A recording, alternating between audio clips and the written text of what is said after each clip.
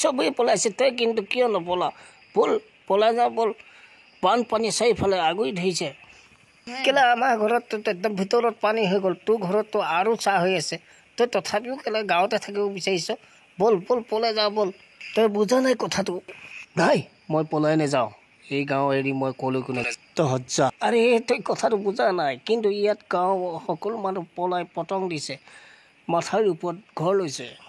এতিয়া তই মই বাকী আছোঁ, আৰু মদন কাইটো পলাই গ'ল, সি মাথাউৰিৰ ওপৰত ঘৰ লৈছে, আৰু তই মই ইয়াতে মৰিব লাগিব। যা বল। এইফালৰ পৰা বাঢ়নি পানী বাঢ়ি গৈছে, আৰু এতিয়া ইয়াত বাকী আছোঁ তই মই, আৰু এতিয়া আমি নিগমে মৰিব লাগিব।